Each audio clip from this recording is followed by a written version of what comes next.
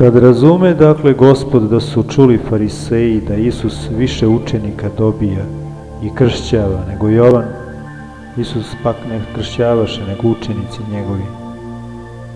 Ostavi Judeju i otide opet u Galileju. A valjalo mu je proći kroz Samariju. Tako dođe u grad samarijski koji se zove Sihar, blizu sela koje dade Jakov Josifu sinu svojemu. A onda beše izvor Jakovljev i Isus umoran od puta sjeđeše na izvoru, a beše oko 6. sata. Dođe žena Samarijanka da zahvati vode. Reče joj Isus, daj mi da pijem, jer učenici njegovi bijahu otišli u grad da kupe jela.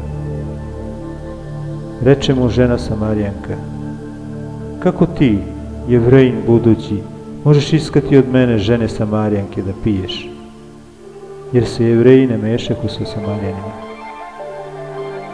Odgovori Isus i reče joj, da ti znaš dar Božiji i ko je taj koji ti govori daj mi da pijem, ti bi iskala u njega i dao bi ti vodu živu. Reče mu žena, Gospode, ni zahvatiti nemaš čim, a studenac je dubok, odakle ćeš dakle uzeti vodu živu? Da li si ti veći od našega oca Jakova, koji nam dade ovaj studenac, i on iz njega piješe i sinovi njegovi i stoka njegova? Odgovori Isus i reče joj, svaki koji pije od ove vode opet će ožedneti, a koji pije od vode koju ću mu ja dati neće ožedneti do veka, nego voda što ću mu ja dati bit će u njemu izvor vode koja teče u život večni.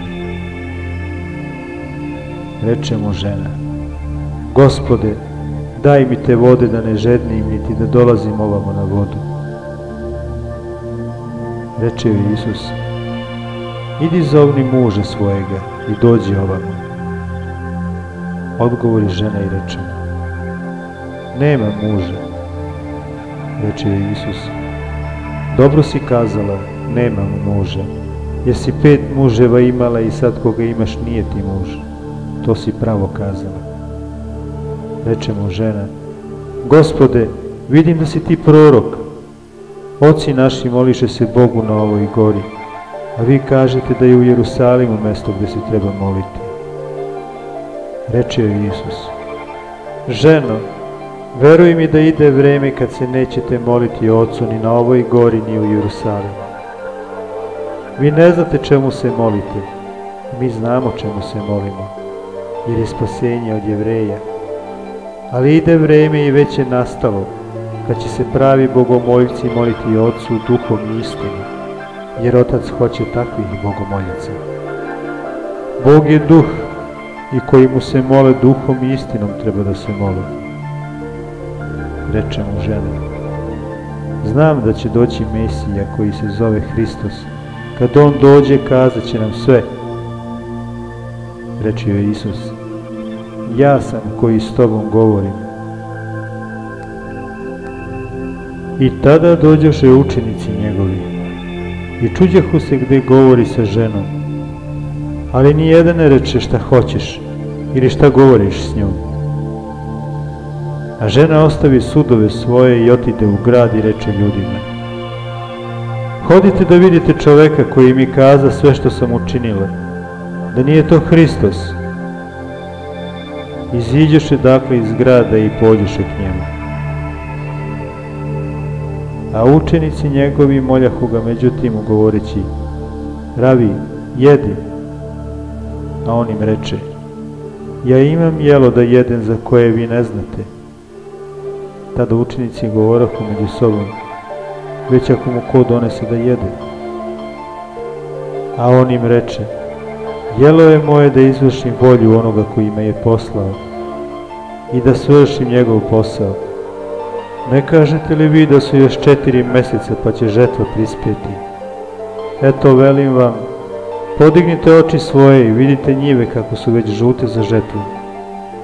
I koji žnje prima platu i sabira rod za život večni, da se raduju zajedno i koji sije i koji žnje. jer je u tome istinita beseda, da je drugi koji sije, a drugi koji žnje. Ja vas poslah da žnjete gde se vi ne trudiste.